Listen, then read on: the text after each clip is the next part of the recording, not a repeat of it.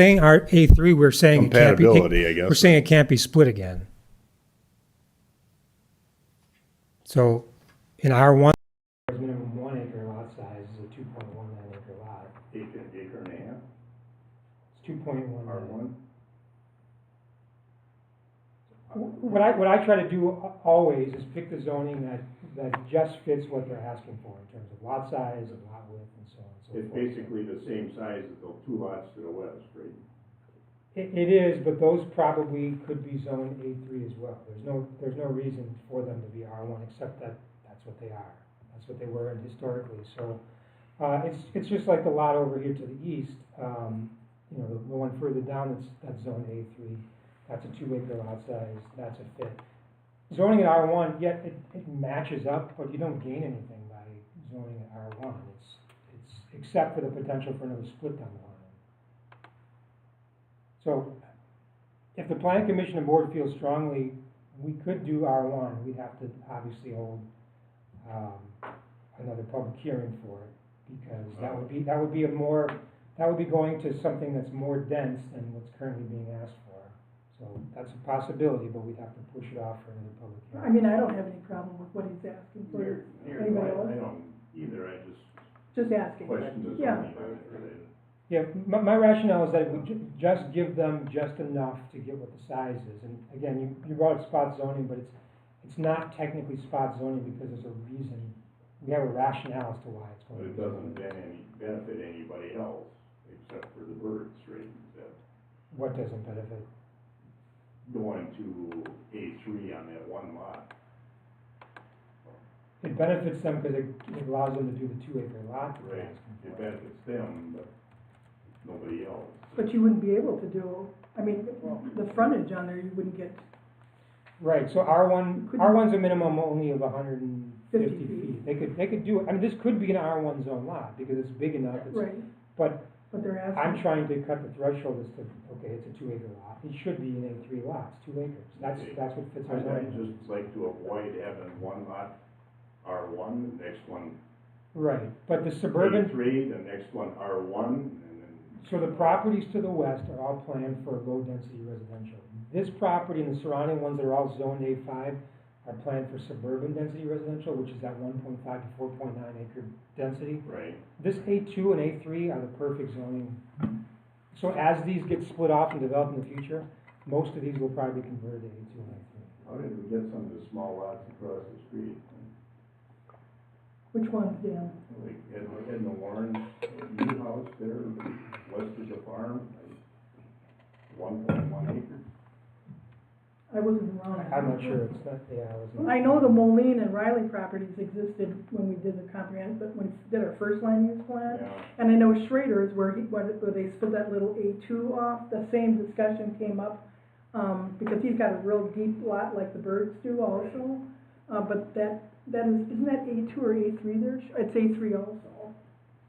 Right, and like I said, based on the overall comp plan density, as these get split into 2 acre lots or 3 acre lots, these are going to eventually be rezoned A2 and A3. Not R1, because that doesn't really fit the comprehensive plan for the area. So lot number 2 would remain as A5. For now, unless he could come back later on and potentially, well, actually he couldn't because here's what it is, he's got 10 acres. It's 1.5 to 4.9, sure he could. Sure he could eventually, from the parent parcel, he could eventually get, I don't know, maybe 3 or 4 lots out of that total under the comp plan, but that's not what he's asking for now. So if he wants to split that 7 acre lot, we rezone it at that time. Doesn't that A5 lot require 300 feet Yeah. I think so. in width? Is that how it knows? No, it doesn't require 300 feet, it requires,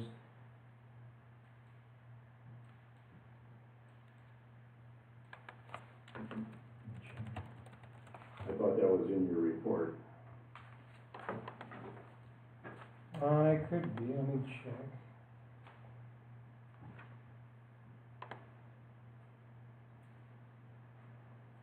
$175 for, A3 and 300 for A5. You're creating a non-conforming lot. You are absolutely right. 3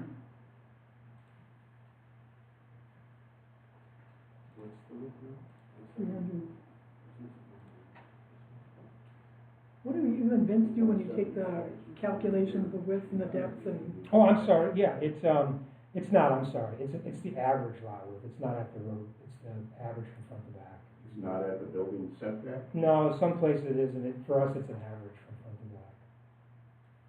The only reason I know that is Tim and Vince fight about that all the time. Yeah, so in the back, we have 315 for most of it, so it's 315 feet for about 75% of the lot, then it goes down to 2 something, so yes. 213. That does jog my memory, we did look at that, and it does meet the minimum average width. I give you a lot of lots, where that comes in play. Further discussion from the Plan Commission and Board in regards to the zoning request? There are no other comments. Are there any comments from the public in regards to the zoning request? No further comments. Well, at this point, I will close the public hearing, and it is 6:15. And what we'll do now is go into the next agenda item. Sean did his planner report. It's the certified survey map in regards to the property that we just discussed with the same VNT number, same address. And Sean, I don't know if there's any more comments you needed to add. Mr. and Mrs. Bird, you did say to the planner that you're splitting off this lot because you'd like to build your retirement home on that. You're not splitting it off to sell it, which wouldn't make any difference, but that's why you're coming forward, is that smaller lot, you'd like to build a retirement home. I'd like to downsize. Yes, yeah. The taxes are good here, fire department's good here, the schools are great here. I don't really wanna move out of the area, and it's an easy way. Plus, I've got, kids that want a big house, so. Perfect. Yeah, it is. Plan Commission members, you saw Sean's comments and the drawings and the certified survey map in your packet. Do you have any questions or comments for Sean in regards to that certified survey map? I'd like to make one comment in my staff report, condition number 1 for the rezoning. Oh, you know what I should do, Sean? I should do the rezoning request and then go to certified survey map. I'm sorry. That's fine, I just wanna say one thing about the rezon, there's just a typo in there, it says a 3-lot CSM, it should be 2-lot under condition number 1. And then Sean, under your planner comments, it says Maple. That was just a typo also, correct? In the certified survey map? Yeah, that should be Skylar. It's no big deal, I just wanted to clarify. I'm sorry, Plan Commission, before we go to the certified survey map, we would, take action. It's kinda dual. I mean, the zoning obviously would be, on this lot would be predicated or conditioned upon your approval of the zoning. So at this point in time, I'd ask the Plan Commission if you have a recommendation to the village board on the zoning request of Tom and Sharon Bird to rezone the property VNT number 20289980004 from 5-acre suburban density to A3 for the smaller lot that the Birds are asking for. Is there a recommendation based upon the planner's comments dated, November 8th, 2023 with 3 conditions as stated by the planner? I'll make that recommendation. Is there a second to that motion? Second. Second by Commissioner Noack. Motion was made by Trustee Millies. Discussion from the Plan Commission on regards to your recommendation to the village board. Dan? That's with the correction in the conditions there that Sean came up with. Yes. Yeah, the 2 typos. Further discussion? Hearing none, all in favor of the motion signify by saying aye. Aye. Opposed? Passed unanimously. Village board, you have a recommendation from the Plan Commission to approve the rezoning request as stated by the Plan Commission with the corrections to the planner's 3 conditions. Is there a motion to approve or concur with the motion? Trustee Newman concurred with the Plan Commission's recommendation. Is there a second? I'll second. Trustee Finch. Discussion. Hearing none, all in favor of the motion signify by saying aye. Aye. Opposed? Motion carried unanimously. Now, Plan Commission and Village Board, we're gonna talk about the certified survey map. I apologize for jumping, kind of moving things along. Plan Commission, at this point, you would be looking at the conditions. If you so choose to approve Staff has made a recommendation to approve the certified survey map with the 3 conditions, as stated in his staff recommendation. Is there a motion to that effect so we can go into discussion? Commissioner Nowak made the motion to, concur with the staff's recommendations of November 8th, 2023 to the village board. Is there a second to that motion? Second by Commissioner Rinaldi. Discussion from the Plan Commission regarding the approval of the certified survey map? There is no discussion. All in favor of the motion signify by saying aye. Aye. Opposed unanimously. Village board, is there a motion to concur with the Plan Commission's recommendation to approve the certified survey map as stated on the agenda and the planner's comments of November 8, 2023? Motion by trustee Newman. Is there a second? Second by trustee Finch. Discussion from the board on the certified survey map? Hearing none, all in favor of the motion signify by saying aye. Aye. Opposed? Motion carried. You're done? Thank you, guys. I'll get a hold of the, surveyor, Yeah, give have them, him make those changes, and have him, get those signatures in here, and then, should I just bring them to the office here, or should I send them? bring in to Brad. Brad knows exactly what to do. Okay. Because what Brad will do is your revised certified survey map, he'll get that to Sean, and then Sean will let us know when we can sign. Right, Sean and Brad? Yep, that's great. But you don't have to come to any more meetings, although you're welcome to. We always entertain people coming. I did it for 11 years, you guys do a great job. You don't hear that enough, you know? We don't hear that ever. No. Thank you, Mr. and Mrs. Bird. You have a good evening. Thank you. Thank you, gentlemen. Thank you. Take care, guys. Ken and Deborah, you want to come up and have a seat? I'm going to read, I'm opening the public hearing with the Village Vernon Board and Plan Commission on today, November 8, 2023, at the Village Hall located at W249 South 8910 Center Drive to consider a request of the property owned by Kenneth and Deborah Lang for the property located at W223 South 8990 Big Bend Drive for the property tax key number VNT 2113983-012 to amend the Vernon zoning map. The requested zoning goes from AD10, which is an agricultural 10-acre district, to a suburban estate district A3. And just to let the public know that what's going to happen is our planner, Sean Malarkey, Planning and Zoning Administrator Sean Malarkey, is going to give an overview of what the Langs have requested. And I know some of you had heard this request before, so just bear with us. And then Mr. and Mrs. Lang, if Sean misses something that in his overview, we'll ask you to comment, and then we'll take comments from the public and the Plan Commission, just like you saw before. So if you don't mind, we'll turn it over to Sean Malarkey for an overview of the zoning request. Thank you.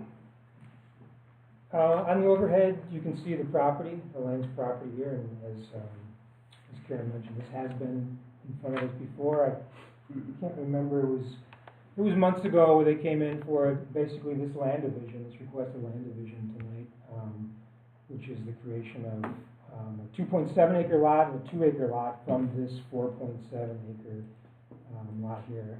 This is turned sideways, north is actually to the left here.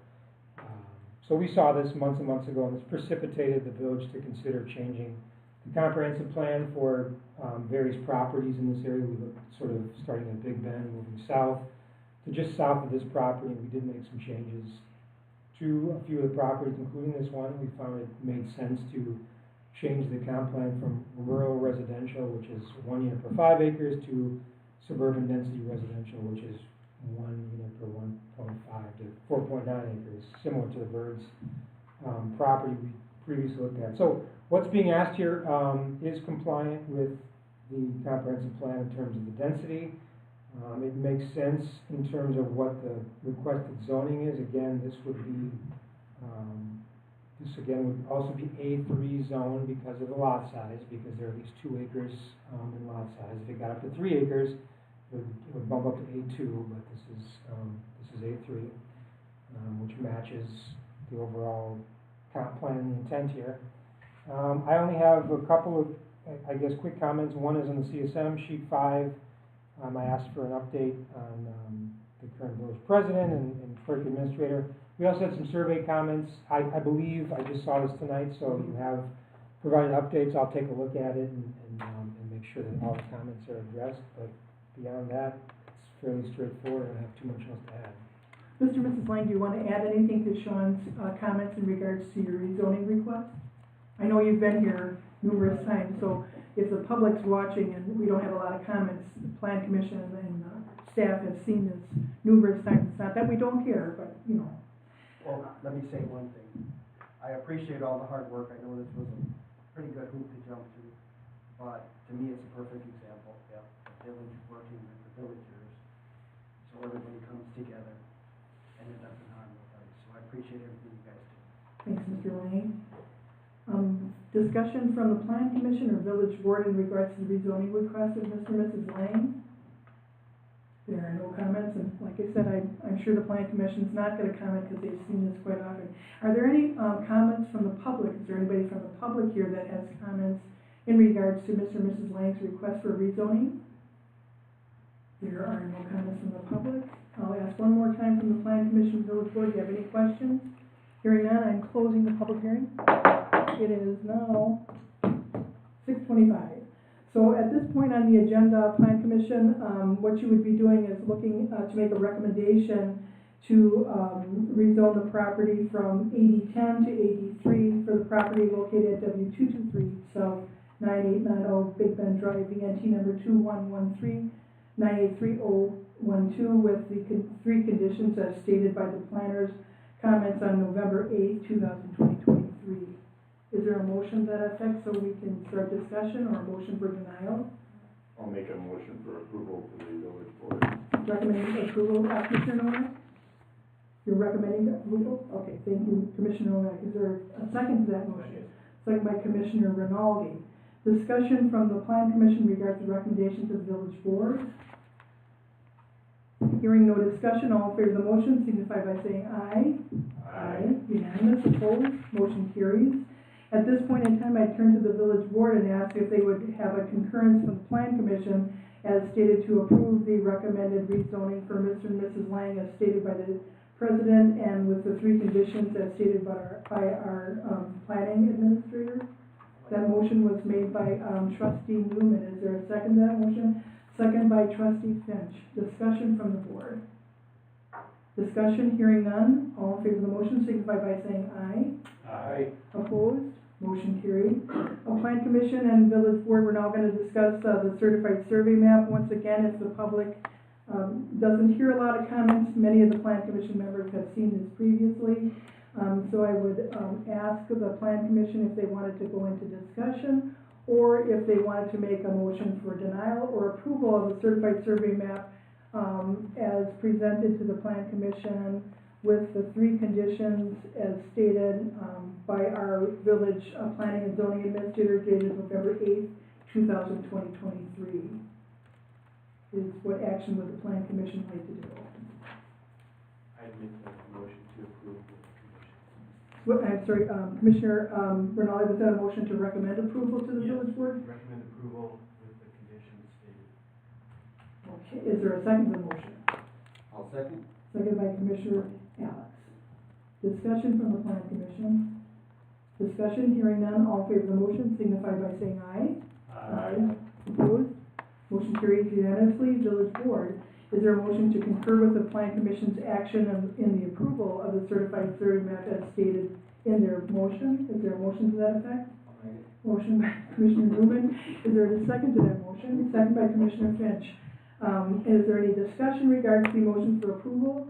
There is none. All in favor of the motion signify by saying aye. Aye. Opposed? Motion carries. You're done, guys. After all that, you're all done. Thank you very much. I'll take a look as soon as I can. If you need anything, let me know. I'll get it. And then Mr. and Mrs. Lang, you'll keep in contact with Brad and he'll walk you through everything. Does that sound good?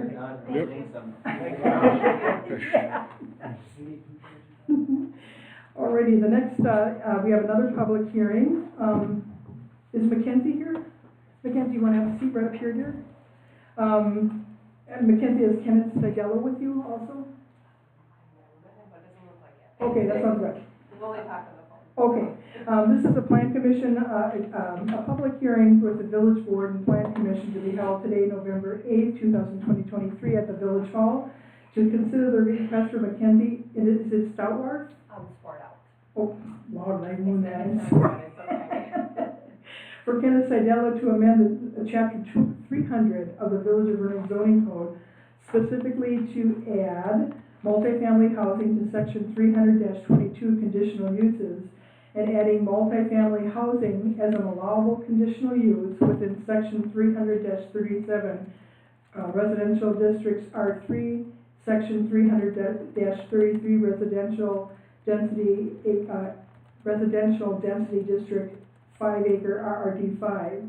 And just so the public know what's going to happen is Sean Malarkey, our zoning and planning administrator, is going to give an overview of the petitioner's request. What will happen then, if you want to add any comments based upon anything that Sean may have missed or something that you'd like to add, then we'll open up to the Plan Commission, Village Board, and the public hearing will proceed. Do you understand? Yes. Okay, Sean, would you like to do an overview? Sure. What's being asked here is to add multifamily dwellings as a conditional use back to the code. It used to be in the code. It was removed from the code in 2020 at the time. At the same time, we removed a lot of conditional uses from the ordinance because there weren't enough conditions in there. We felt proper to protect the village based on Wisconsin Act 67, which essentially says if a petitioner can meet the reasonable conditions in your code and commit to meeting those conditions, you really can't say no to that particular conditional use. So at the time we pulled them out, we didn't feel there was enough improper conditions, and so we thought as people had ideas or petitions for certain things, we could add them back in sort of one at a time rather than try to figure out all the conditions at once. So that's what Ms. Swartout is asking today on behalf of Mr. Sidello. I did it in my staff report. You can see the conditions that used to be in the ordinance with respect to multifamily dwellings. On the first page and the top of the second page, I won't go through all of those. Their proposal starts sort of at about 1/3 down on the second page in terms of proposed language. Again, they're looking to add multifamily dwellings in R3 and RRD5. In the staff report, my comments are sort of underlined and highlighted that way. I guess my first comment is it was unclear to me exactly where the proposed language would fit within the ordinance. The way our ordinance works is that in the zoning districts, we list the basic standards, setbacks, and so on, the quantitative standards, and then in the zoning matrix, which is a different section altogether, it's a table that you list the different districts, and then there's an X or a C or whatever it is that talks about what's permitted and what's conditional in those districts. Now, I understand that's probably what the petitioner is asking for, but all of the standards for each specific conditional use happen in a different section, in section 300-22. And so, based on what was submitted, I wasn't exactly sure in terms of the numbering system and what was supposed to go where, what belonged in the district or not. So, I think there's some room to clean that up a little bit if this does go forward. So the first thing on page 2 that was presented, there was basically a standard. It's letter C, talks about conditional uses, multifamily dwellings. And I wasn't sure where they were supposed to be located or why they were necessary. Talks about the provisions of the zoning ordinance, are the minimum requirements deemed necessary to carry out the zoning ordinance's stated purpose and intent. In addition to the requirements of the zoning ordinance, all uses and development must comply with all applicable municipal, state, and federal regulations. That's probably redundant. That's general language in our ordinance. That's generally already there. The same thing also applies to the next section. What's listed under general? It says uses listed by permitted by conditional use may be authorized in the district, which is permitted upon plan commission approval, etc. Again, we already have general language in the conditional use section that talks about why they're there, the procedures, and so on. So when I'm done, perhaps the petitioner can explain what the intent behind what those were, or we could simply disregard them. Under permitted uses, going down further on page 2, Again, I mentioned that they'd all be in the zoning matrix, and then in the conditional use section, we'd have a listing that would be called multifamily dwellings, and below that would sort of be described what was in them. That's not really the format that was followed here. It just leads off under two-family dwellings, multiple family dwellings, et cetera. So that would be consolidated under a main heading of multifamily dwellings. Moving on to page 3, building height and area, they talked about a accessory building height of 20 feet. We already have it at a height of 18 feet, but we already allow exceptions for certain roof pitches to match the principal structure and increase setbacks. So I would argue that we would just stay with our 18 feet with those exceptions unless there's a good reason to do so. The minimum floor area that's being presented for 1 bedroom, 2 bedroom, and 3 bedroom actually is greater than we used to have in the ordinance. It used to be 600, 700, 800. They're bumping that up 50 feet for 1 bedroom, 150 feet for 2 bedroom, and then 250 feet for a 3 bedroom. So they would be stricter standards for their what they're proposing for the standards for multifamily dwellings. Minimum open space, they're proposing 5,000 square feet per unit. So on a lot, you have to have at least 5,000 square feet for each unit that you propose. That is consistent with what we used to have in the ordinance for multifamily dwellings. So I think that probably makes some sense. I would mention it also talks about density requirements. The density would follow the comprehensive plan. So whatever the comprehensive plan says for the density would be allowed for this. And I think that's a good idea. So if you're low density residential, you can get, between, you need 20,000 square feet and 1.49 acres for each dwelling unit, whether it's single family or it's multifamily, it's really the same number.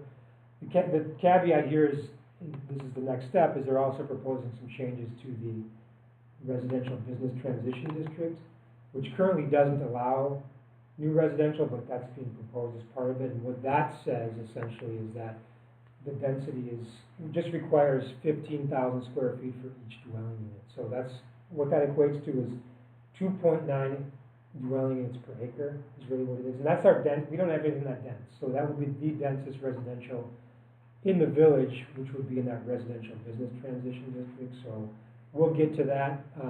That changes this for the next thing, but just be aware that what that means in terms of density as to what's being asked.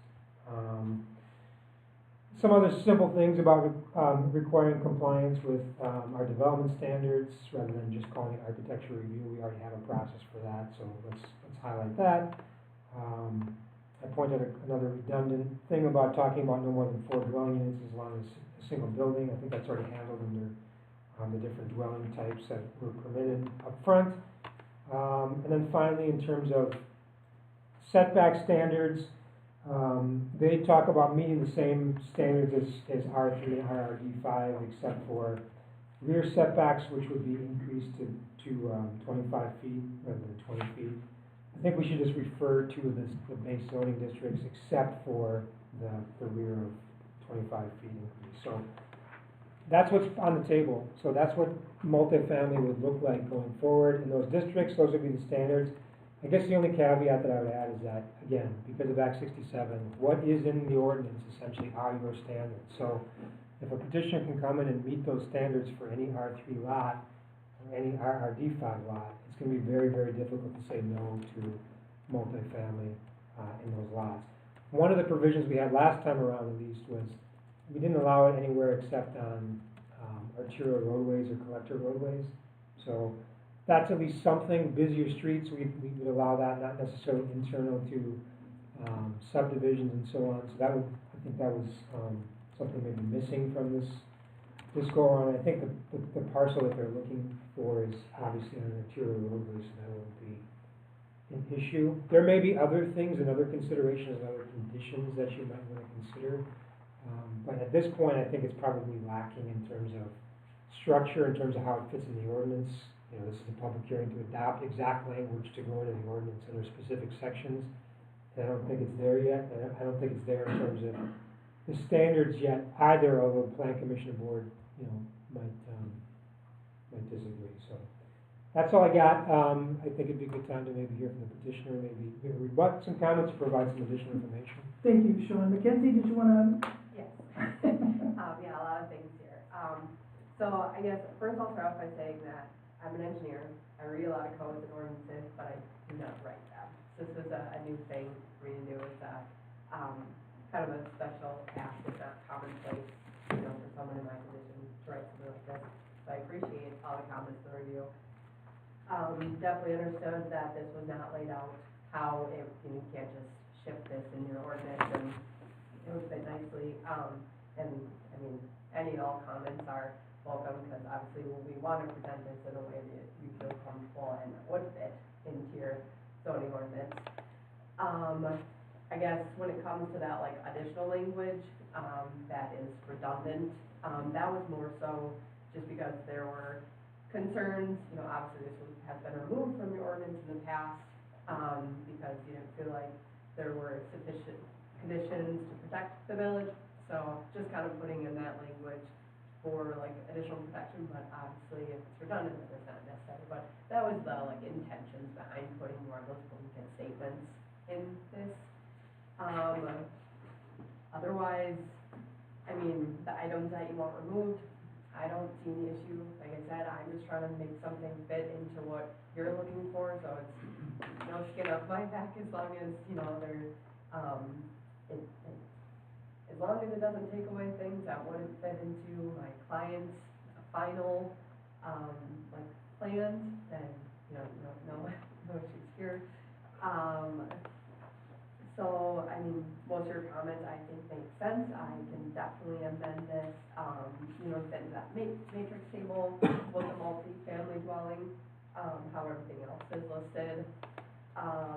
And if there's stronger language or more specific things that, we're looking for, again, I'm happy to put it in here to have it fit and, yeah.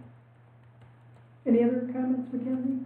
I'm sure I missed something because And we'll come back to it. It's the public hearing portion, so the intent is that to Sean do it, and then you do yours, and then we'll talk to the commission and the board and the public, and we'll come back to you. And is that okay?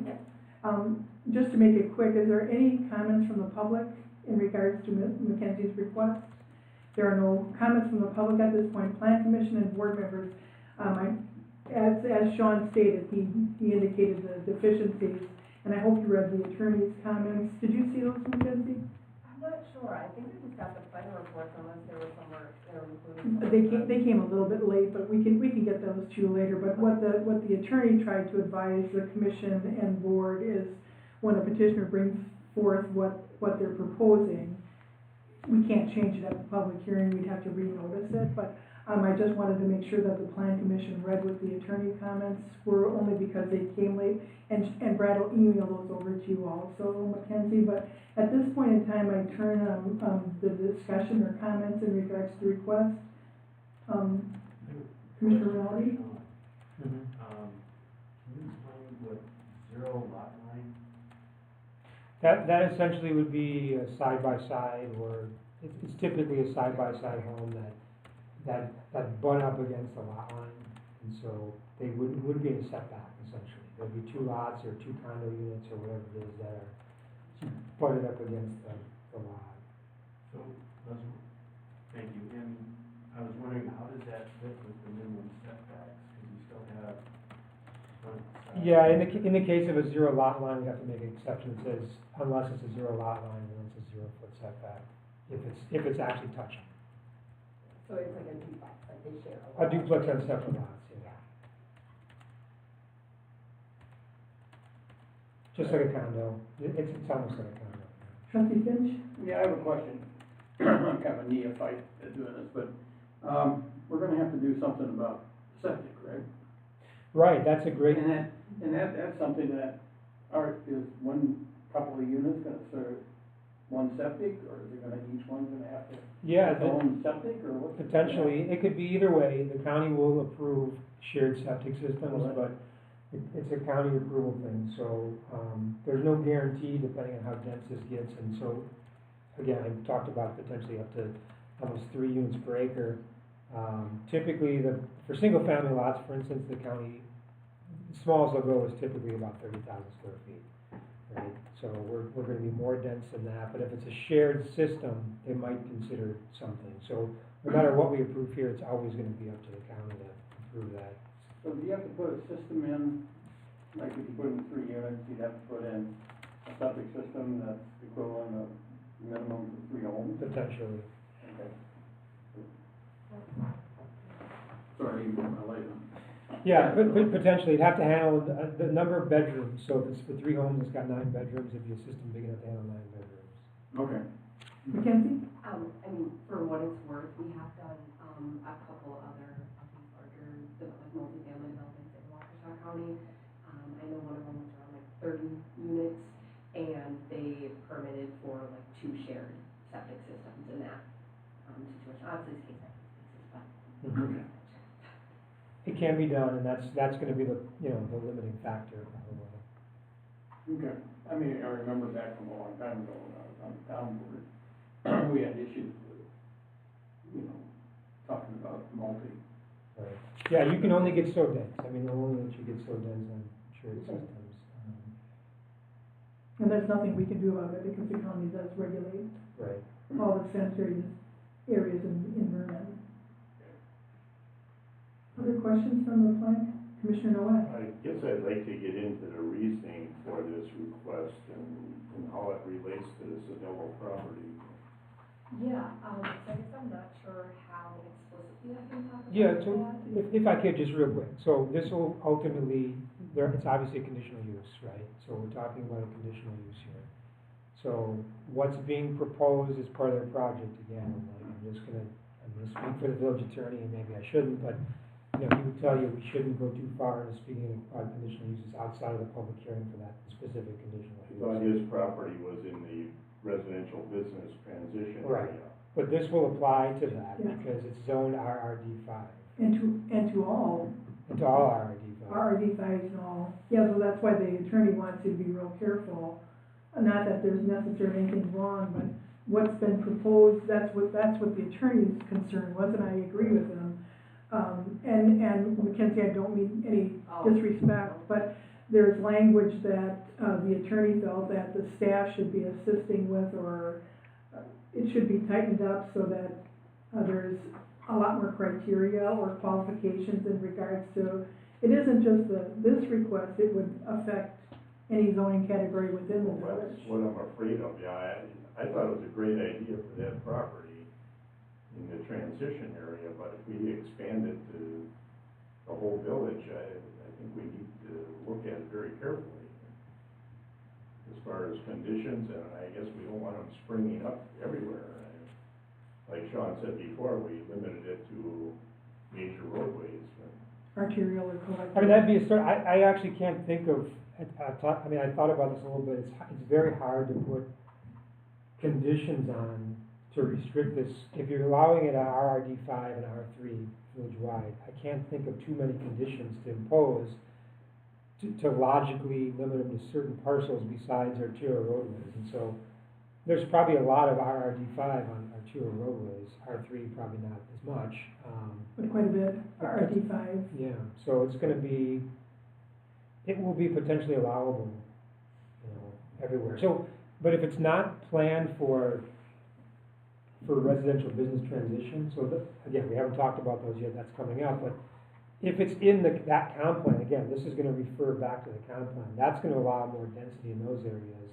Otherwise, if it's in the, like the rural residential area or whatever it is, you're still only gonna be limited by the density of the comp plan. So 1 unit per 5 acres in a lot of areas, et cetera. So it's gonna be more of a concern for the residential business transition. so the property in question is now zoned RRD5. Right. But this request isn't just for, No, I this mean, would affect it would anything. have an effect on, just so you know, I mean, her request is for, Why are we including R3 in here then? Well, it used to be in there. A multifamily used to be allowed in R3, RRD5, and AD10. This one eliminates AD10. I would imagine R3 only because it's our densest, zoning district, smallest lots kind of a thing where you might want to put extra density. That's why it would be considered, but we don't have to. We don't have to allow it I've got a question. Yeah. If we're more concerned about the remainder of our R3 district, can't we just make a specific zoning ordinance for something that doesn't necessarily exist yet, but the property owner could come and apply to get changed to? To a district just for multifamily? Yes. Absolutely. Okay, so it could be, I don't know, what, R4, RM for our multifamily, yeah. Okay. Yeah, absolutely do that. And so, then anything that gets zoned to that would be eligible. So, that's a good point, because that allows you to control it in a way, because you don't have to approve rezonings. There's no criteria like a conditional use where your hands are tied if they meet the conditions. There's a public hearing, and if you don't think a property is suitable for multifamily zoning, you don't have to rezone it to multifamily zoning. You see, that's kind of what I think would be our best route, if we went something like that, because that property on National, I agree, would fit the conditions in my mind really well.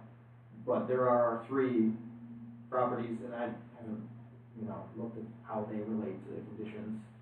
But we have other R3 properties that, wouldn't really fit well to have multifamily properties. And another thing, if we did it that way, that's a great point. If we did that way, it wouldn't even need to be a conditional use in that case, because we could just do a permitted use with certain conditions, but you're Right. already rezoning to that one very specific, you're already going through the public hearing and all those Right. things, so that might be the better way to do it. Just have that as a permitted use in that district, and then rezone case by case, and then you're limited to what your exposure is, basically, Yeah, I like that option a lot better. I mean, I'm open to other options, but I do prefer something like that.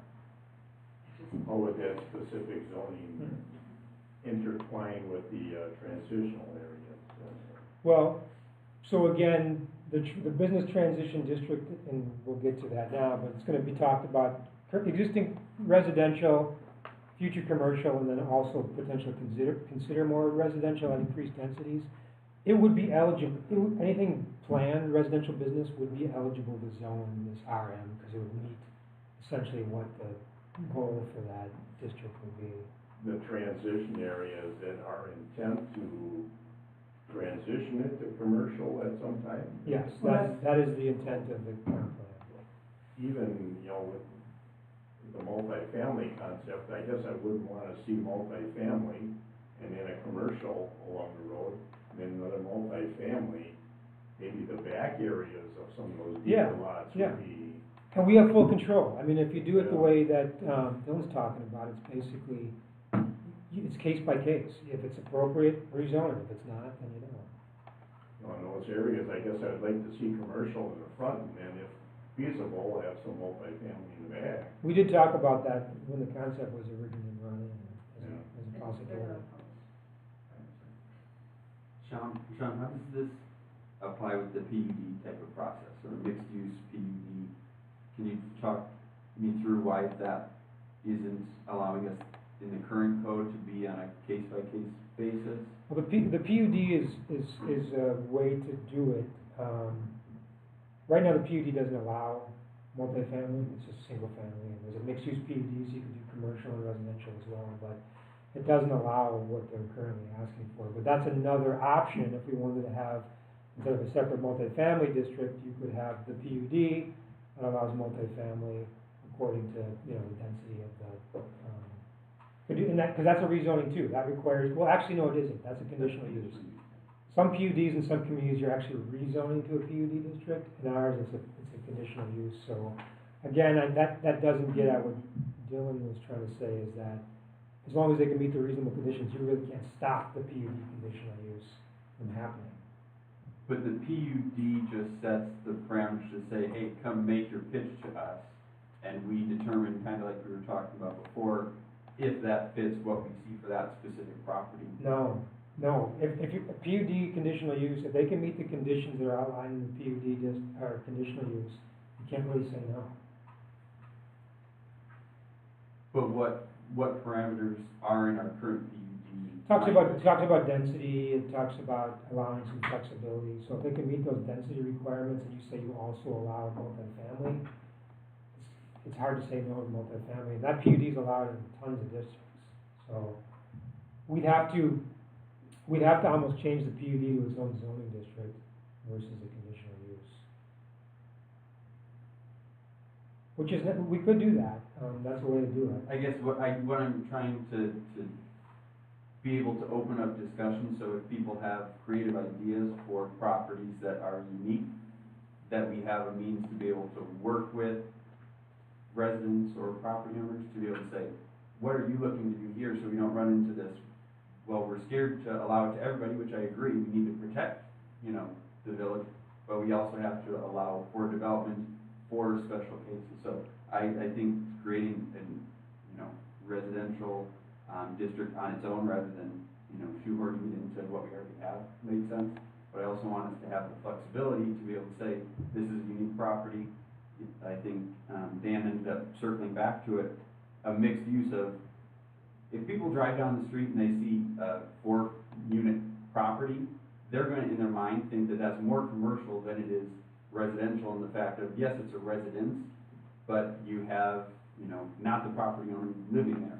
So I think if that were to pop up all across Vernon, that doesn't necessarily fit, but if we're saying we're in this transition area, we're trying to get higher density, we're trying to get commercial, instead of having one, business buy a large parcel because a, contractor yard has to be 5 acres, we're gonna have development at a higher density, some is gonna be residential, some is gonna be storefront in the front, whatever that mix is, for the village of Vernon, that's bigger tax base, that's more density in those concentrated areas.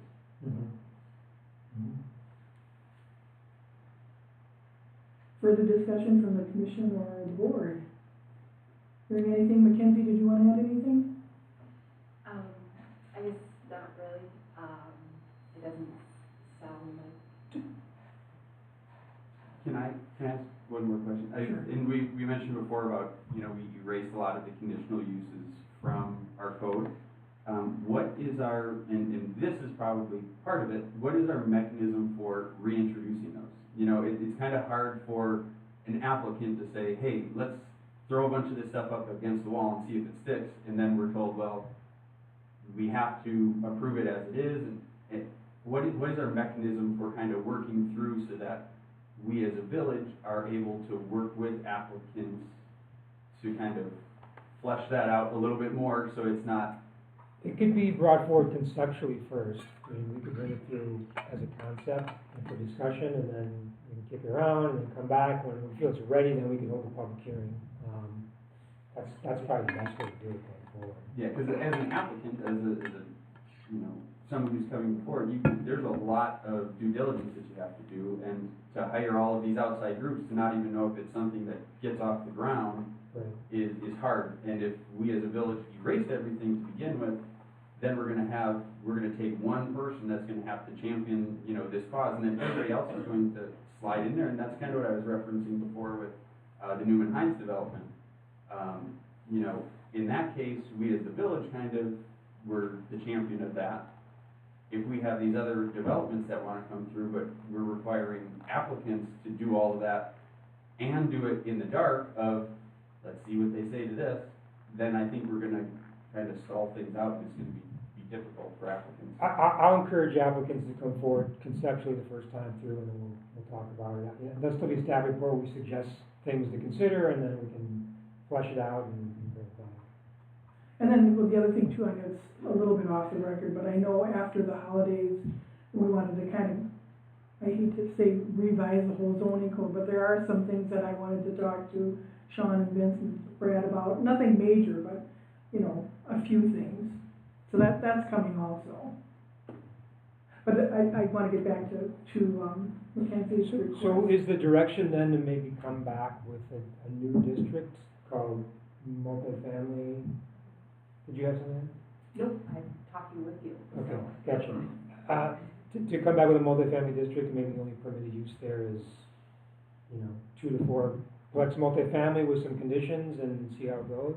That's a possibility, but I think it's gonna take a lot of review and consideration as to where we wanna see multifamily. Do we wanna include R3? Do we wanna include RD5 or other zoning categories? We should sit down and take a look at a map and see where we wanna allow this. Well, Dylan's point was we rezone on a case-by-case basis. So where someone comes in and proposes it, that's what we consider whether or not we The rezone. rezoning. Right. Just to this one Yeah. district. We don't have any R4 right now, right? No.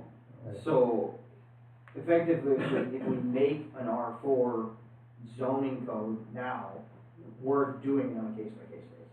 So obviously, we wanna try and plan ahead with that, but But I don't wanna leave it up to the applicant to come back with those conditions and stuff, or write the code for us. I think that's where he was saying we can do it on a conceptual basis, whereas if we're all kind of tossing the ideas into the pot, I guess. And Yeah, then- we'd write the conditions in there, we bring back the zoning district, but I think maybe I'm not understanding you, Dan, but we'd never, if someone comes in and said, I own property on National Avenue here, I wanna do multifamily development. We'd have to have a rezoning, and a public hearing, and if we didn't think that property was right for multifamily development, we would not rezone to this new district, end of story. Well, I'm basing it on the case of Sadello here. He wants to do something on his property. Right. He shouldn't have to write that code for us. Well, what I'm saying is let's come back next time with some language for that code, Okay. and then we can see what it looks like. Brad, did you wanna say something? It's, there's two approaches to it, is, like you guys are talking, the village can do it, or the applicant can do it, and there's nothing that stops anybody from coming through tomorrow and presenting code to you guys, or amendments to the code to it, and as Attorney Macy will say, it's a black and white question when somebody presents it, it's either, yes, we're going to approve it, or no, we're not. And if you don't approve it, then, it's bring it back to either you get approval, or, Well, You know. In this if we're particular going case. back and forth, that Right. could take a long time. It's hard on the board here and hard on the applicants to get the right language. Right. I just prefer it that way because then we know we're being safe, we're not gonna have a multifamily unit pop up in the middle of a bunch Subdivision. of houses. We need to have the multifamily zoning district, yeah, Right. the conditions and stuff. Well, and the conditions are even probably less important for that district, because again, we're looking Yeah. at property by property, whether or not you wanna rezone it. And any existing property would be grandfathered in if we changed it, right? Like, that already has multifamily? Right. Yeah, I mean, they're already grandfathered, right? So, we can adjust it going forward and that property, in this case, would already be grandfathered into this. So we're still in the public hearing portion of Mackenzie's request, and you heard Sean's comments, Mackenzie's, the attorneys. Any further discussion on this before we close the public hearing? Mackenzie, do you want to add anything? No, I think I'm okay. Sean, Brad? Okay, okay, guys, I'm gonna close the public hearing. It is 7:02, and we are now on, God, this thing is terrible. It is, the request, that was just stated before, to amend the chapter 300 of the Village of Vernon zoning code specific to multi-housing to 300-22 conditional uses and allow consideration of multifamily within 300-34 residential R1 and 300-36 residential district R2 and 300-37 residential district R3 subject to the public hearing items. And I just hope you read the attorney's comments really close, Dan. The zoning districts in this discussion and possible action aren't the same as the open hearing that we just had.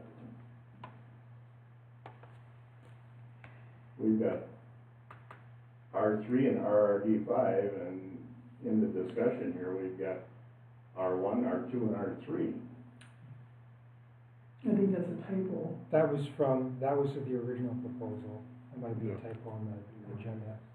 I'm sorry, the request is, the 300-22 conditional uses, adding multi-family housing as an allowable use within section 300-37 residential R3 and section 333 residential district RRD 5 acre density.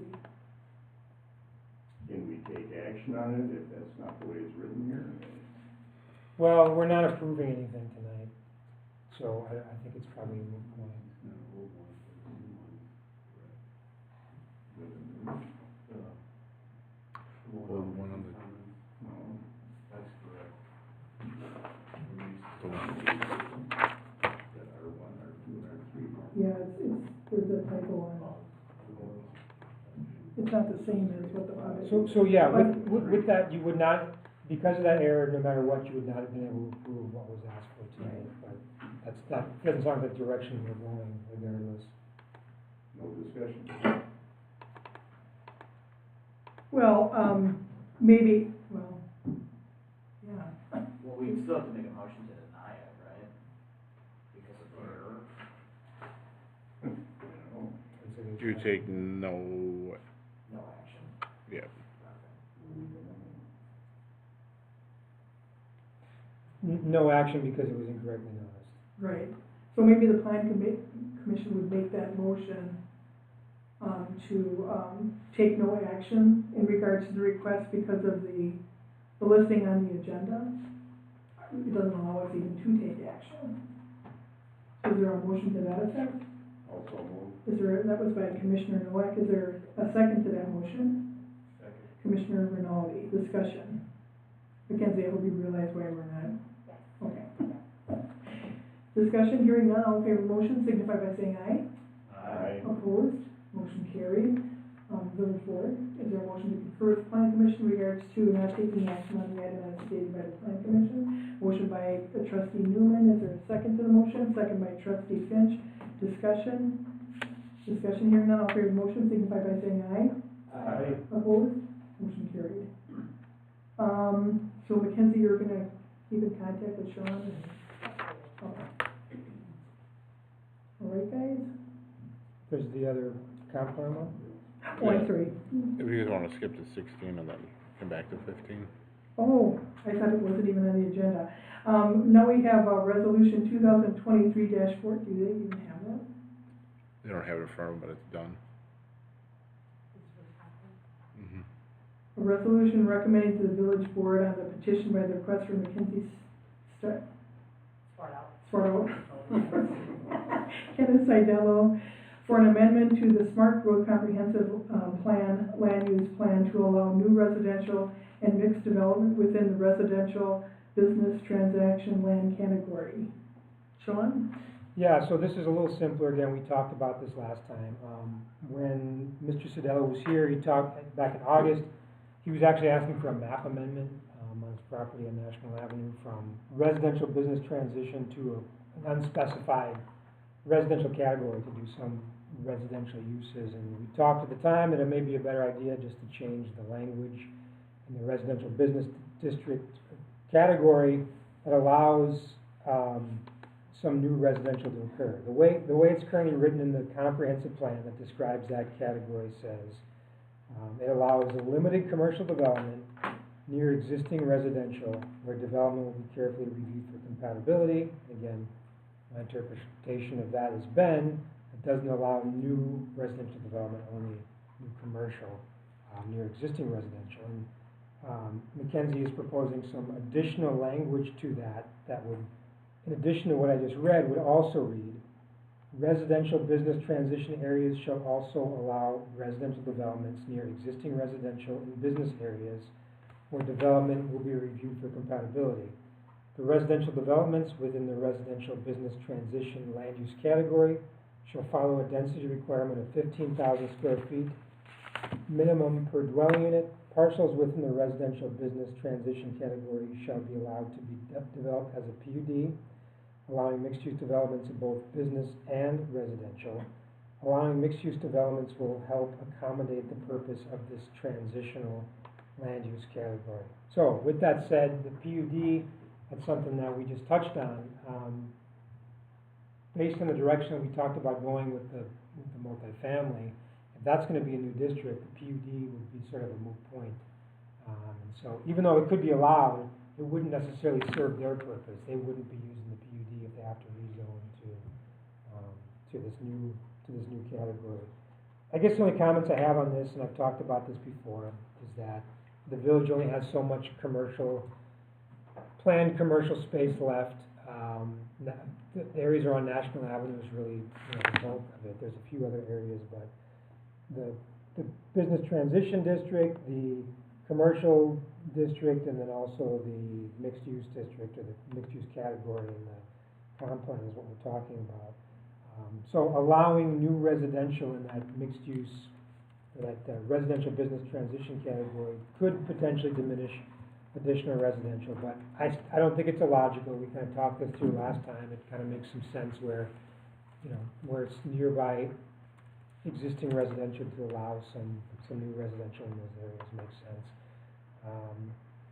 This is proposing to have the density requirement, again, be 15,000 square feet per dwelling unit, so that, again, equates to 2.9 units per acre. So if you had a 10-acre parcel, you could get up to maybe 29 units, as is being proposed. Again, that's the densest category we have in the village, and we talked about the sanitary and whether or not, you know, that would be approved or not. I guess that's, you know, that depends on the county's approval, so. If the plan commission chooses to go forward with this change to the comp plan, they would recommend this by resolution. Again, I think Brad has prepared the resolution to go forward. This would require, after the resolution is passed by the plan commission, there would be a class 1 30-day public hearing notice posted, and then the board would adopt by ordinance if you choose. So the board wouldn't take any action tonight on this. It would just be a plan commission item only. Anything else to add? Yeah, I feel like you summed it up great. Plan commission, any questions from the planner or McKinsey? You concur with what, I mean, I haven't seen the resolution, it must be, whereas the plan commission agrees, or do you agree? Yeah, I haven't seen it either, and so I guess it's up to the plan commission if they want to see that resolution, but essentially it would be approving this language to move forward to the board, to add it to the comprehensive plan. So again, what this is doing is it's allowing residential development, if it's compatible, if you find it compatible in this transition district, at densities up to 2.9 units per acre. So what is your opinion? You know what mine is, so I'll do it for you. This is our business transitional. And up to, there's no guarantee here, so it's up to, it's 15,000 square feet per dwelling, and it doesn't mean you necessarily have to approve something that dense, but allows them to achieve that density, at least ask for that density. And this is just for the Residential business transition district, right? So that's the only district you're talking about. Sean, what are the parameters that we have to base up? What's the objective standard? I think that's what we kind of come back to in conditional use types of language, if they can meet the, you know, objective standard. Is this all just a subjective, hey, we think that works there, or are there any objective criteria that we have? Is there any decision matrix that says they meet this setback, check the box? Well, the comp plan guides pretty much everything. I mean, the comp plan guides rezonings, it guides, you know, land divisions, et cetera, but there is no quasi-judicial criteria for it. This is essentially, here's the guide, and here's what you use to base your decisions on, but it's not as defined as that. So it can be a little bit more subjective, loose, to say subjective. This is what's being proposed, and this is what we think. Do you feel it meets it or not? Yeah, that kind of thing.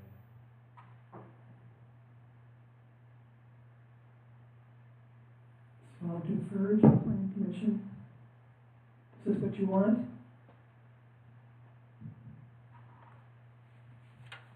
In your recommendation, John, you suggested that the village staff prepare a resolution? That was before I knew Brad had already done it. Yeah, you can always make changes to it. I mean, I would recommend that you have Sean, at least Sean and potentially the village attorney, review it since they haven't yet. Was that what you're looking for, approval to do that? I'm not recommending the change at all. I'm saying If the plan commission if you guys wants wanna to make the change. change, that would be an added condition that would be recommended from staff. So all the areas that we marked on our land use plan for business transitional, Right. you'd be adding this new residential category. Which is mostly on, you know, National Avenue east of Big Bend. The parts that were left that weren't taken. Right. Big business district. So I'll defer to the plan commission if this is what you want. Allows more flexibility, allows you to consider residential or commercial, you know, in my mind, that's all fine. The big question is the density, right, is whether or not you feel the density is. Well, how do we answer that question? Well, You can say 15,000 too. Is that her application is for 15,000 density? well, that matches, again, where that number came from, matched what our old multifamily requirements were. So when the multifamily was in the zoning ordinance as a conditional use, that was the number that was in there for multifamily uses, was 15,000 square feet per dwelling unit. So it's got some continuity with our ordinances in the past.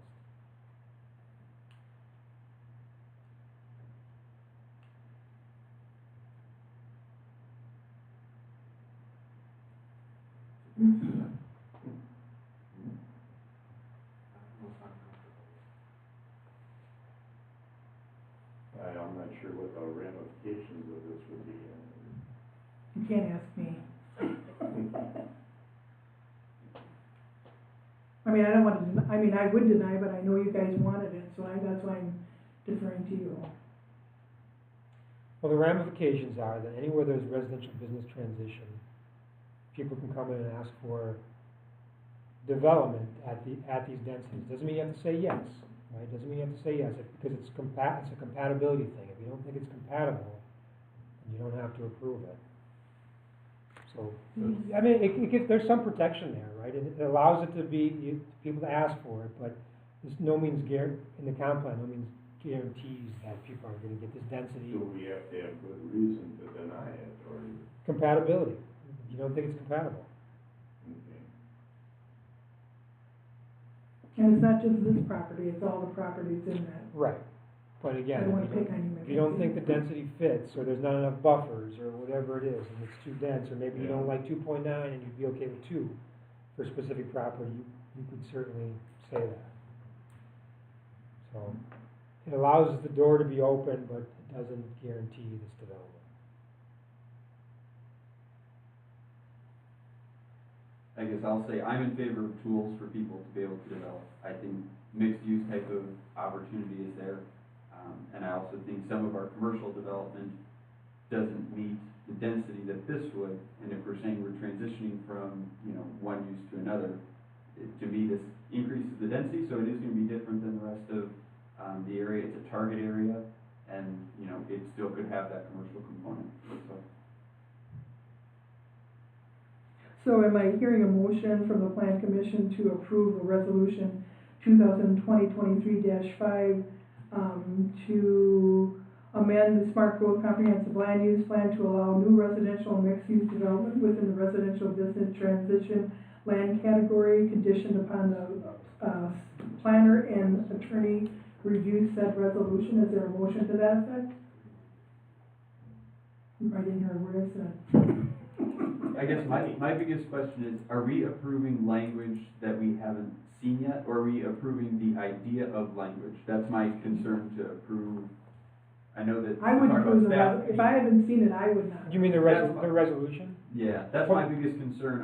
I'm good with the concept, but I don't wanna approve something that I haven't even seen the language for. Right, I haven't seen it either, but the crux of the resolution, I'm sure, is this new language being Yeah. added to the residential business transition Yeah. district.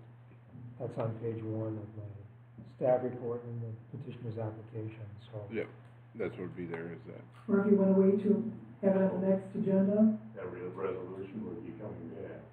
Right. No, You could this approve, No, this would be approving, Yeah. you could bring it back, yes. yeah, you could make a motion to have staff draft a resolution for you to see, which I, Yeah, the concept sounds good, but kind of need to do the resolution to make sure that's what we're approving. so is there a motion to that effect? I'll make that motion. Is there a second to the motion? Second. So the motion, by, trustee Millies and Commissioner Rinaldi is to have staff draft resolution 2023 should I say 05 or 04? put a 04. It would be, a resolution as stated by the village president to, do an amendment to the Smart Growth Comprehensive Land Use Plan to allow new residential and mixed-use development within the business residential business transition land use category. Is that the motion? Is there any discussion on the motion?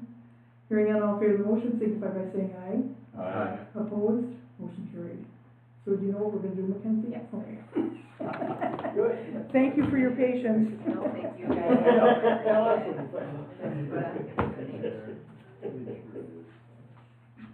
Let's see. Mr. Elger, are you here? Are you gentlemen together? Yes. Thanks, Mackenzie. Thank you. Gentlemen, our next agenda item is the site plan of operation for Alan Elger doing business as Air Engineers of Wisconsin, a manufacturer and sales service representative business for airflow equipment to construct an office and warehouse building on Lot 2 on Walter Way, tax key number VNT 20179960003.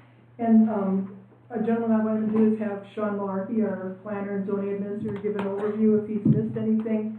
We'll ask you guys, it's not as formal as a public hearing, but, and then we'll ask questions and get down and get you guys out here.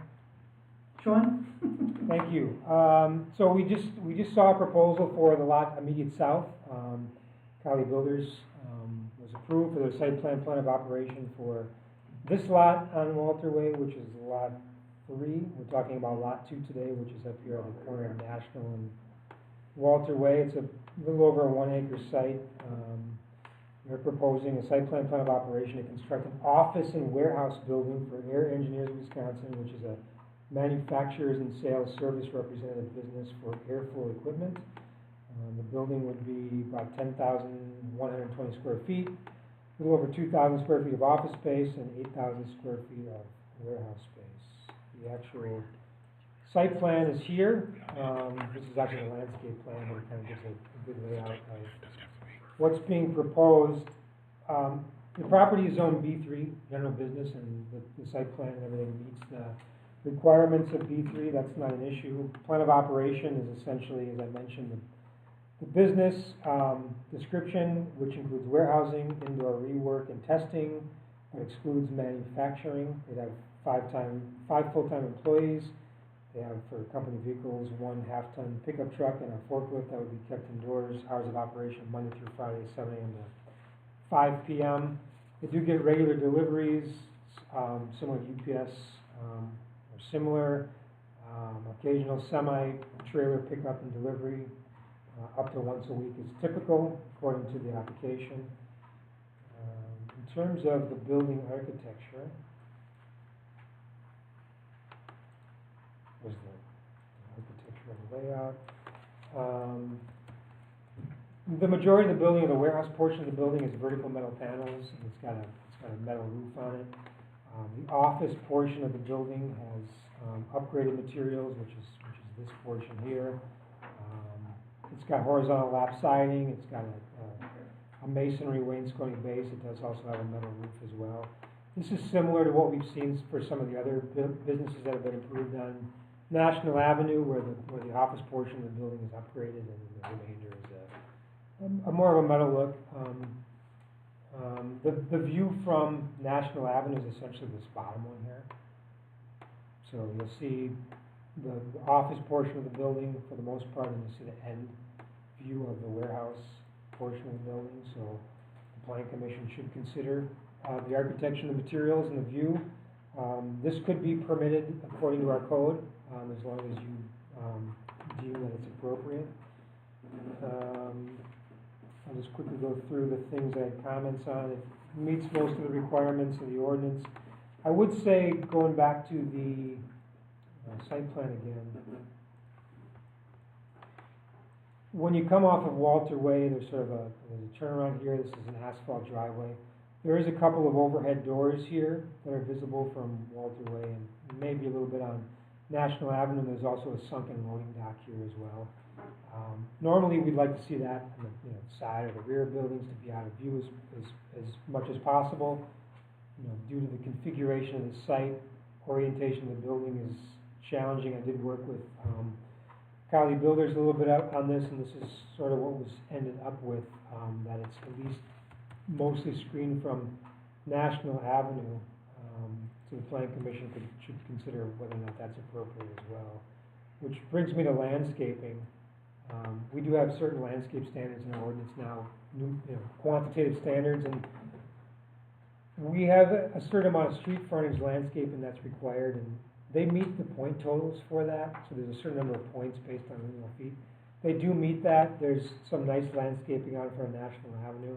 I guess my suggestion is if it's possible to put a little more landscaping on Walter Way, whether that's taking some of the landscaping that's already on National Avenue and moving some other, maybe at least a tree or two that's on Walter Way to screen those overhead doors and the loading dock to the greatest degree possible, if this configuration. Put it right in front of the loading.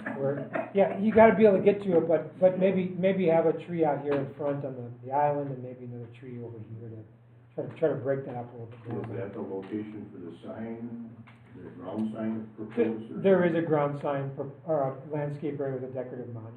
Maybe right behind that sign would be a place for a tree. Could be definitely a good spot for it.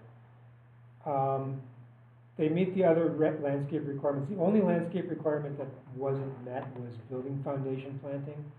And so I'd ask, there's some here adjacent to the parking, but we're gonna require, based on the point totals here, some building foundation landscaping on the north elevation of the building to soften it up. That's and pretty so on. standard. So that's all the comments I have for landscaping. They have a dumpster enclosure here on the south property line, which seems to make sense for location. There aren't any details here, but I'm assuming it's a fence that would be part of it.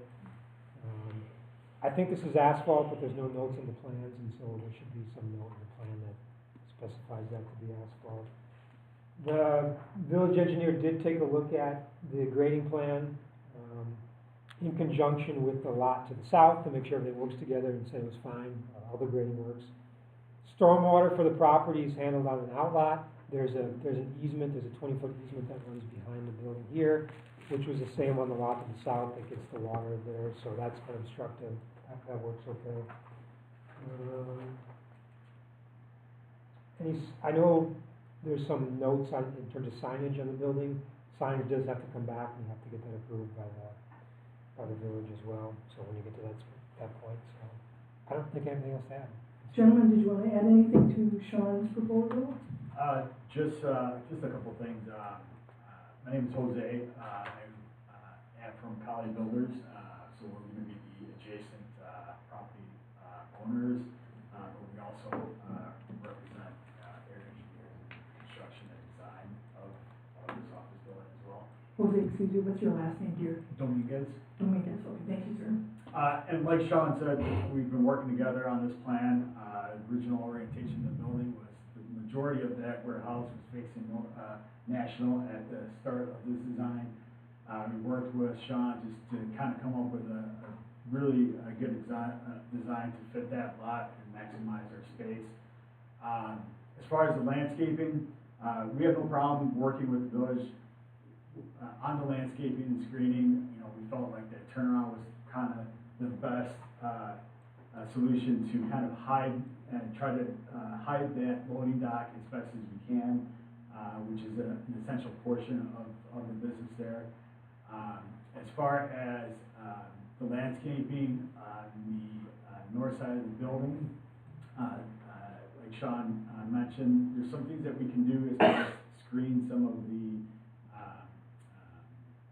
air handler at that point, at that inside corner junction.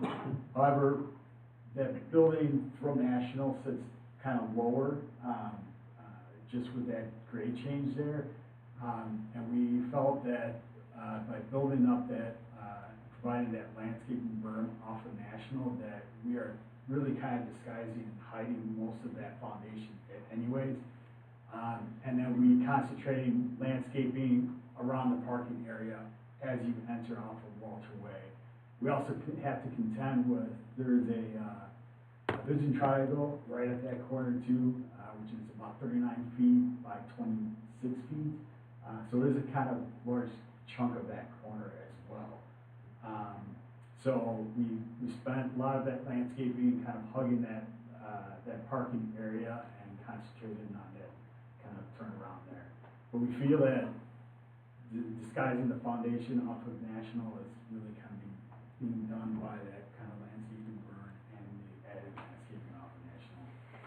when you're flying down National, you're not gonna see, you're gonna see that landscaping burn and additional landscaping that we're proposing, which exceeds what what is required by code as well. Jose, are you saying that the vision triangle would preclude some extra landscaping here to block the Yeah, loading yeah, areas? I mean, I think we can get a tree in, closer to like that parking area, which I think is fine. And how about in the back of the sign? I think that'd be fine, like a lower end, kind of a lower level tree, not to obstruct any of the, wayfinding on that, so. So I don't think we have a problem with that. Commissioner Noel? Doesn't look like you're expecting much snow here. Same thing. That's only about the size of a parking area. Well, yeah, the only thing is if you overflow it all, then you're in the way of trucks trying to back into your Right. road. Not that there's a whole lot of places to go with snow, given how strange the lot is shaped, but. We should have builders next door. I think you should put in the loading dock. We'll be handling the snow plowing anyways. What type of landscaping is that to the south of the loading dock? Is it- Over here, these are, noted as grass shrubs. We need more protection in that area for the property owner to the south? We don't necessarily, we don't require landscaping on that property line, because the districts are the same. We require if there's a lesser district or a less intense district, so that's a nicety to have, but not necessarily required. That's where your snow goes. I mean, we're gonna be the property owners Right. to the south of there, so, you know, that's just something that we can work out with their engineers as far as a solution to it, but, I mean, we anticipate some movement in that area anyways, kind of a low intense landscaping, maybe by the loading dock if need be. I guess I would be worried about areas to put more snow on. Like on the north side of those 4 spaces in front of your office there, maybe we move them bushes to To the north. the foundation, especially along the side of the warehousing there. You said something was gonna be required there anyway, Sean, that, Something was, the building foundation? yeah. Well, I mentioned that's a requirement of the ordinance. We can relax that as part of our ordinance, but what Jose's saying is that, When you look at it, it'd be like the north side of the warehouse, right up here, that's a pretty big wall there. yeah. And then that's normally required landscaping, right? I think there should be something there to break up the height of that wall. What Jose's saying is that the view, and again, I guess I haven't looked at this carefully, He's right. You know, is that you The won't, elevation. you won't Yeah, see you the can go base of down. that building because of the Yeah. berm and the elevation drop. You can drive by there now without a building and see Oh, that. yeah. And then to the east too, directly east of the building there, there is heavy existing landscaping and trees all over Okay. that area. So when you're coming down, National, your view is gonna be obstructed. So I'm just gonna turn the topo on here because I'm curious. Yeah, our intent was trying to make it appealing when you come into the office Yeah. versus trying to hide the building, which Right. with shrubs, we don't think would be less effective, and then having Oh, the excessive road frontage on National with the road frontage on almost all of Walter Way, Right, all of a sudden the point system really drove up what we did, so we were just trying to balance, we want it to look nice and Yeah. be good for everybody, but, we can, if we've got a berm up there and we wanna move some things down, and again, managing, we don't wanna. well, if they wanna look at something nice, you can just go down the road, see that great big white marshmallow, pretty. How high is that berm? That's something that we can work on as far as, we don't have a set height, but we want some type of elevation on that. We're talking about screening at, the berm and the trees and existing landscaping, but yet you're proposing a logo area on that side of the building, you'd be able to see it? On the north side, Yeah. I don't know that we would necessarily want I mean, if you, that, Yeah, there's, that, Yeah, I wouldn't, I don't think we want you anything. won't be able to see that going eastbound on National. I mean, there's limited traffic to the company, anyways, I mean, there's, Yeah, we would be, if any, I would forego any sign on that, to be honest. I mean, we're talking about a little monument or a little brown sign in front. Yeah. We would maybe be looking for one or two 2x3 metal signs that can go on and just have our name and address, one by the loading dock and on the back there, and then one by the front door of some sorts. But, Yeah, our intent to put any major logo or anything on that north end. So, yeah, it would be helpful if we I guess decide what landscaping is required and what isn't. I would have no problem moving those in front of those parking stalls and being able to plow snow up there. And we can move those to the north end of the office or north end up there. And similarly, we can space trees different or any of the shrubs we have on that berm, move those around the building if that's preferred. Sean, do you want something more concrete from the planning commission? Well, yeah, here's what because the way the staff report's written is basically, hey, you need to put foundation landscaping and some more trees over here, so I just wanna know what we're gonna expect, because I guess the way the conditions are written is that if the plan commission and board is okay with it, it wouldn't have to come back here, I could just take a look at it, make sure that that's what our, what our intent is, and move on. So if we're saying that we wanna do some landscaping, let's be specific about where you expect to see it, and then have some good direction. I would be willing to leave that up to you for approval on that. I would too. I mean, you know what we like, you know what we like. Throw in your hands, John. Brad knows too. But it sounds like we're gonna make some room for some snow removal here. Well, I think that would be reasonable, yeah. I agree. And then maybe move those somewhere else. Exactly. And then one or two trees out front here to help screen some of Tree the. up front. and I think we're fine, I think we can work with Sean on just about in that final plan, and try to meet the intent of code. Right, Ultimately, it's in your best interest to have that loading dock accessible anyway, so. What about lighting? So lighting, as far as just what we are required by code, as far as at the loading dock, low level light, nothing. Downcast lighting? Yeah, downcast lighting, and at the entrances and exit, so at our egress points. Okay. And the entry doors that we have on the So you're not having any pole lighting mounted anywhere, it's just for the doors and the lighting? Yep. questions or other comments from the commissioner or the board? No further comments. Gentlemen, did you need to add anything? Sean, Brad, we're good? Well, at this point in the agenda, I would, look to the plan commission to make a recommendation to the village board to approve the site plan of operations for Allen Elcher doing business as, Air Engineers of Wisconsin, as stated by the planner's comments on November 8th, 2023, with, I think there's 14 comments.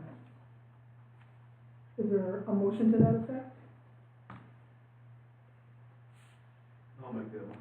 A motion made by trustee Millies to recommend approval of the site plan operations of the village board as stated. Is there a second to that motion? I'll second. Second by Commissioner Noack. Discussion from the commission at this point? Dan? Sean, in your conditions, I don't see anything specified in there that they would have to come back for a sign approval. There is a comment. I thought there was. Did they miss it? It's number 12. Yep. Shall, They did miss shall it. apply. You saw that, Jose, okay. I mean, it's not a big deal, but when you're ready, Sure. you've got much bigger stuff to do than me. Yeah. Further discussion from the commission? Hearing none, all in favor of the motion signify by saying aye. Aye. Opposed, motion carried unanimously. Is there a motion from the village board to concur with the plan commission's recommendation of approval of site plan of operation for, the petitioner as stated? Is there a motion to that effect? So moved. Well, I'm sorry, Commissioner Finch has his arm up. There's a motion by Commissioner Finch, second by Commissioner. Second by Commissioner Millie, trustee, how rude, I just did. So that was a motion made by trustee Finch and a motion made by trustee Millie. Is there a discussion on the motion from the village board? Hearing none, all in favor of the motion, signify by saying aye. Aye. Opposed? Motion carried unanimously. Thank you, gentlemen. So, as soon as you give me the update on the plan and then something on the fixtures for lighting. No, we're just about there, but. Permit, you guys will be out on. No minutes, we'll do those next. There wasn't anything in the past, so, but I kept Brad busy with other stuff, so. So at this point, I'd like to wish our planner, and plan commission a happy Thanksgiving, because I won't see you, but we'll see the village board, so at this point, I'd entertain a motion for the plan commission to adjourn. I so moved. By Commissioner Nomak, discussion by Commissioner Rinaldi, discussion. Mike, did you want to add any discussion on that? Hearing none, all in favor of the motion, signify by saying aye. Aye. Opposed? Motion carried. Is there a motion from the village board? Dylan, trustee Newman, trustee Finch. Motion made and seconded. Is there any discussion on the motion? Hearing none, all in favor of the motion, signify by saying aye. Aye. Opposed? Motion carried. We are adjourned. Thank you, gentlemen. Happy Thanksgiving, Plan Commission. Enjoy. Kelly pictures. For Thanksgiving or for now? Yeah, 'cause Papa's Stash is closed now. Yeah. What? There's no butter. I don't know, 20,000 pounds of meat they threw out. 20,000? Not just meat products, food. Oh, it was like 20,000 pounds of meat. Of meat and products. That's a lot of money. I'm like, what are they And serving now? it wasn't, it was all water and smoke. Yeah. There's no